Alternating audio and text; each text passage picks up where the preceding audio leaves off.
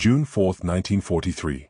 The air over Norfolk Harbor hung thick with fog, heavy with the smell of salt water, fuel oil, and steel. I can still hear the ship's engines slowing as we drifted toward the pier, their deep rumble echoing through the mist.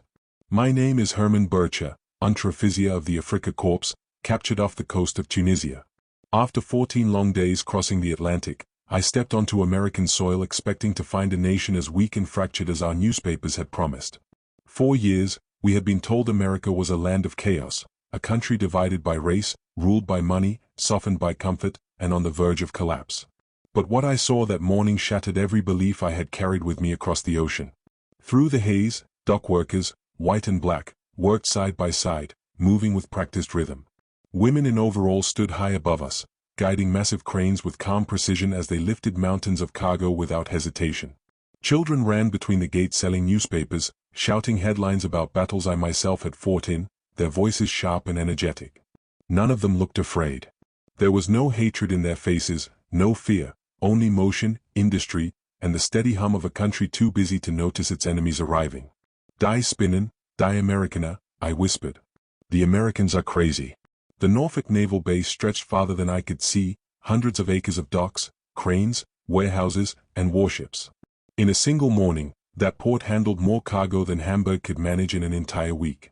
But it wasn't the scale that stunned me most. It was normal. Soldiers and civilians moved freely beside warships. Vendors sold coffee and donuts within steps of naval guns. A brass band played cheerful music for a war bond rally less than 50 meters away. Everywhere I looked, people laughed, worked, and carried on as if the war were happening on another planet entirely. I struggled to make sense of it. In Germany, everything near a military base was hidden, guarded, draped in camouflage and secrecy. Here, it was all in plain sight, almost as if they wanted us to see it, to understand their confidence. For the first time since my capture, I felt something unfamiliar. Not fear. Not anger. Confusion. If this was the enemy, they were nothing like what I had been taught to despise. Standing there on American soil, I began to realize that the war I thought I understood was far larger than tanks and bombs. I didn't know it then, but that fog-covered morning in Virginia marked the first moment of a completely new life. They lined us up on the pier like soldiers awaiting inspection, not like defeated prisoners. The American officers were calm, precise, almost detached, their uniforms pressed and immaculate. One of them, a major wearing silver-rimmed glasses, stepped forward and spoke flawless German. "You are now under the protection of the Geneva Convention," he said. Then he began reading the regulations aloud in our own language. We stood in silence, unsure how to react. Back home, such words carried little weight. In Africa and France, the Geneva Convention was a slogan we ignored when it suited us.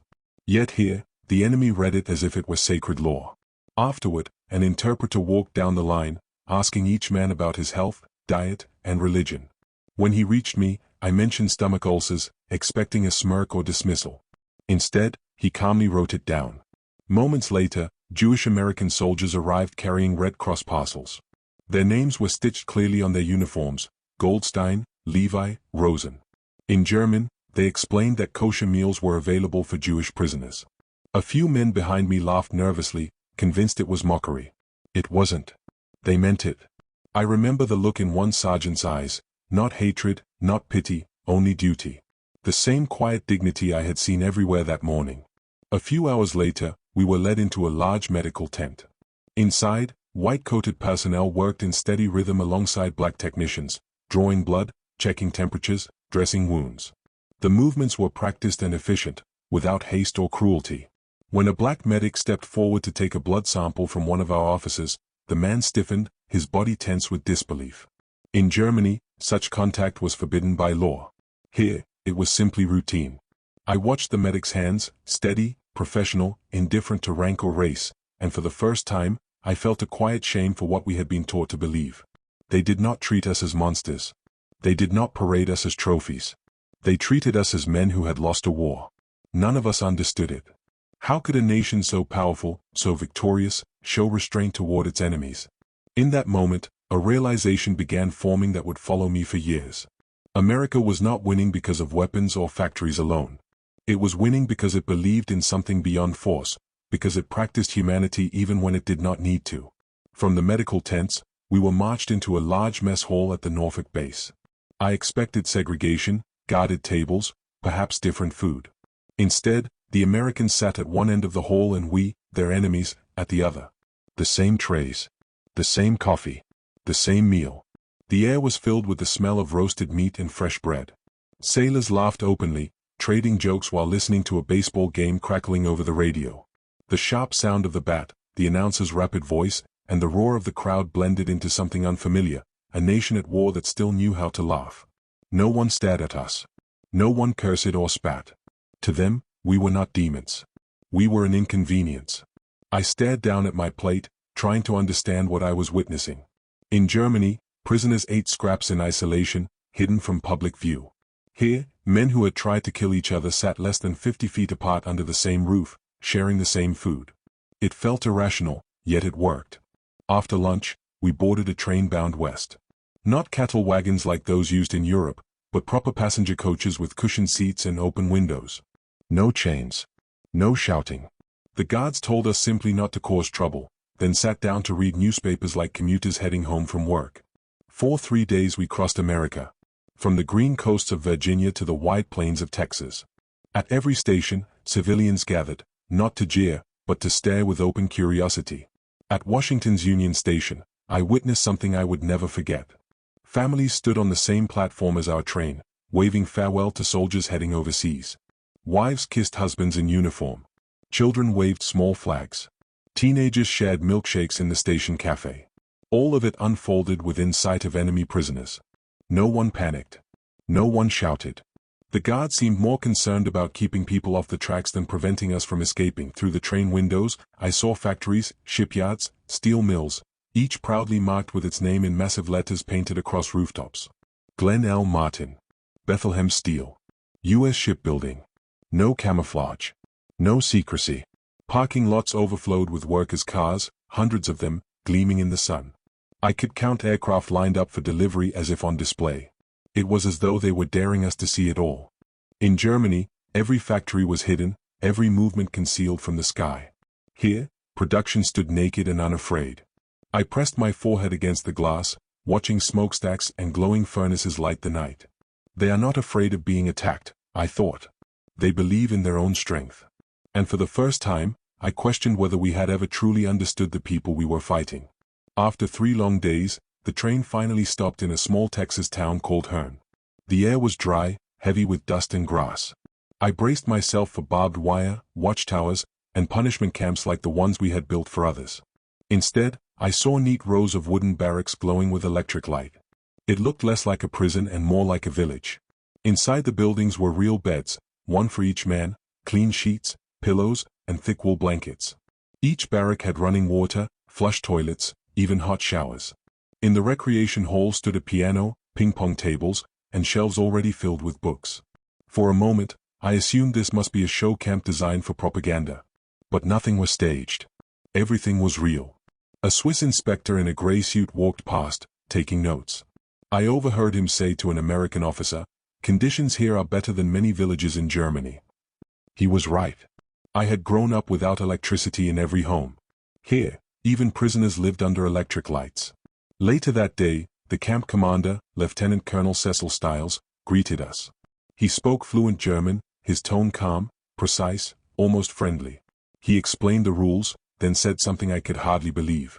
We would elect our own spokesman, organize our own work details, and manage daily life within the camp. Self-government for prisoners of war, I whispered to the man beside me. We waited for the trap to reveal itself. It never did. Within days, life inside Camp Hearne settled into a rhythm that none of us had expected. Roll call at dawn. Work details posted on a board near the mess hall.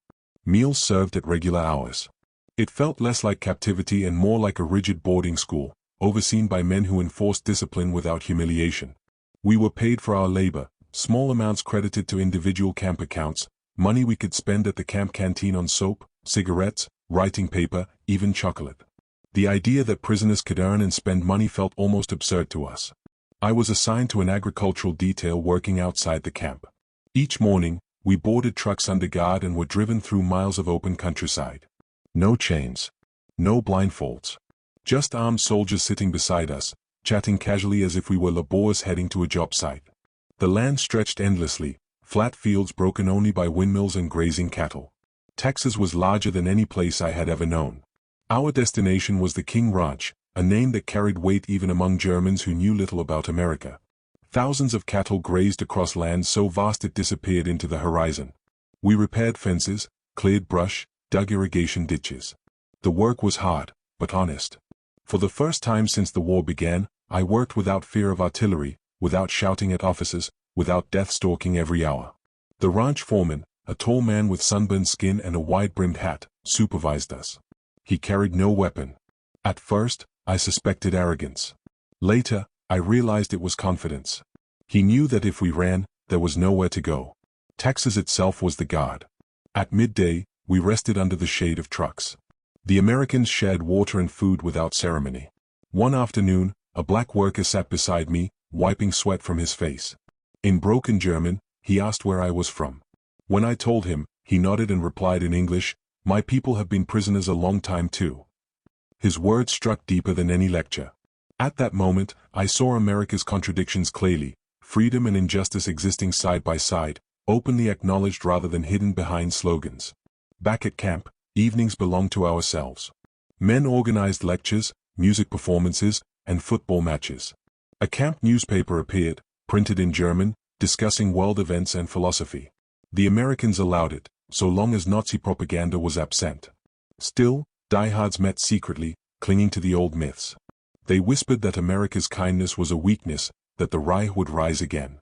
But their voices grew quieter as reality pressed in from all sides. The canteen became a place of quiet revelation. Shelves stocked with goods, coffee, sugar, canned fruit, razor blades, even ice cream, paid for by wages earned through labor. I stood there once, holding a chocolate bar in my hand, realizing I could buy it whenever I wanted. In Germany, even civilians had gone years without such luxuries. The truth was impossible to ignore. A nation that could afford this abundance for its prisoners possessed resources beyond imagination. Letters from home arrived slowly, censored but real. My mother wrote of bombed streets and ration cards, of cold winters and endless lines for bread. I read her words while sitting beneath electric lights, eating meat, and drinking coffee. Shame and gratitude mixed until I could not tell them apart. Occasionally, American officers gathered us for what they called reorientation. They showed films of liberated concentration camps, bodies stacked like wood, faces hollow with hunger. The room was silent. Some men turned away. Others shouted that it was staged. I wanted to believe them. But the memory betrayed me. Villages in the east. Orders carried out without questions. The images fit too neatly into what I already knew. After one screening, I could not sleep. I lay awake listening to the hum of generators outside the barracks, the steady heartbeat of a country that never seemed to tire. I understood then that ideology collapses not under attack, but under exposure. When lies are placed beside truth long enough, they wither. By autumn, our work assignments expanded, harvesting crops, repairing roads, unloading freight cars. Everywhere we went, civilians treated us with wary politeness rather than hatred. Children waved. Farmers offered fruit. Old men asked questions about Europe. None of it matched the image of a barbaric enemy we had been taught to fear. One evening, standing outside the barracks as the sun sank behind the Texas plains, painting the sky in colors I had no words for, I admitted something to myself I had avoided since my capture. The war was already lost. Not on the battlefield, but in spirit. You cannot defeat a nation that feeds its enemies, educates its prisoners, and continues to believe in itself without shouting. By the winter of 1943, rumors began to circulate through Camp Hearn like cold air through cracked windows. Some said we would soon be shipped back to Europe as part of a prisoner exchange. Others claimed we would remain in America until the war's final shot was fired. No one knew the truth, and the uncertainty gnawed at men more deeply than hunger ever could. Hope, when stretched too thin, becomes its own kind of torture. Inside the camp, divisions sharpened. The hardline Nazis tightened their grip, holding secret meetings, enforcing salutes, and threatening those who spoke too openly about defeat or guilt. They controlled work assignments and spread whispers of punishment waiting back in Germany for anyone who showed weakness. Yet their authority was slowly crumbling. Reality had become a relentless enemy. The Reich's promises no longer matched the world we were living in. I kept my head down, avoiding confrontations, listening more than I spoke. But even silence was dangerous. One evening, a young soldier from Hamburg was found beaten behind the latrines. No one admitted seeing anything. Everyone understood. The Americans increased patrols and quietly transferred the worst agitators to separate compounds. The camp breathed easier afterward, though fear never fully vanished. Reorientation sessions continued, now more direct. American officers spoke openly about democracy, not as an abstract ideal, but as a system built on responsibility and restraint. They encouraged debate, allowed disagreement, and punished only threats or violence. 4 men raised on obedience and slogans. This freedom was unsettling. Some rejected it outright. Others, like me, listened carefully, unsure where belief ended and habit began. Work details grew heavier as American manpower shifted overseas. We harvested cotton, repaired rail lines, and loaded supplies bound for the Pacific. Each crate we handled carried the weight of inevitability. This was a machine we could not sabotage, could not slow. America's war effort did not depend on secrecy or fear. It ran on scale, organization, and confidence. Letters from Germany became more desperate. Cities flattened. Families scattered. Friends missing. The language itself changed, less pride, more exhaustion. I read those letters under a bright Texas sky, knowing I was safer than those who had never left home. That knowledge settled heavily on my chest. One afternoon, while working near a roadside, an elderly American woman approached with a basket of oranges. She handed them out wordlessly, her hands trembling slightly. When I thanked her in English, she nodded and said, "My boy's in Italy." There was no accusation in her voice. Only fatigue. In that moment, the war shrank to something painfully human, mothers on opposite sides, both paying the same price. As 1944 approached, the camp population shifted. New prisoners arrived, Afrika Korps veterans like myself, Luftwaffe pilots, sailors pulled from the Atlantic. They brought news of defeats, retreats, and shortages. Stalingrad, Kursk, Italy. Each name fell like a hammer. The old slogans could not survive such weight. At night, I dreamed less of battle and more of home, not as it was, but as it might never be again. I dreamed of quiet streets, of voices without orders, of waking without fear. War had stripped us down to essentials, and what remained was not ideology, but longing. When the Allied landings in Normandy were announced, the camp went silent. No cheering. No shouting. Just understanding. We gathered in small groups, staring at the ground, calculating distances, time, inevitability. Some still spoke of miracle weapons. Others said nothing at all. That evening, I wrote in my notebook, something I had begun doing in secret. I wrote that defeat was no longer a possibility. It was a certainty. And strangely, acknowledging it felt like relief. I did not yet know where the war would leave me. But I knew one thing with clarity that cut through everything else. I could not return to being the man I had been before America. In the spring of 1945, the war reached its final, inevitable conclusion. News arrived in fragments at first, radio announcements, guarded conversations between American officers, headlines pinned to the camp notice board. Berlin had fallen. Hitler was dead. Germany had surrendered. The words felt unreal, as if they belonged to another lifetime. There was no celebration inside Camp Herne. Only a long, heavy silence broken by the sound of men exhaling breath they had been holding for years. Some wept openly. Others stared ahead, motionless, as though struck numb. For many of us, the war had defined our entire adult lives. Without it, we were suddenly weightless, unsure which direction to face. Victory and defeat mattered less in that moment than the terrifying question of what came next. The Americans gathered us in the recreation hall. The commander spoke plainly. We would remain prisoners for the time being. Europe lay in ruins. Transport was limited. Order would come before release. There were no threats, no promises, only facts. Strangely, that honesty was comforting. After years of propaganda, truth spoken without ceremony felt solid. Work continued. So did re-education. Now, the conversations have changed. Guilt was no longer theoretical. Films and documents detailed the full scale of what had been done in our name. Camps liberated. Graves uncovered. Records preserved. Some men refused to watch. Others sat rigid, faces pale. I watched. I could not look away. Responsibility, I realized, does not require personal cruelty. Silence and obedience are enough. I wrote to my mother again, this time without censorship delays. I did not know if she was still alive. I told her I was safe. I told her I was sorry.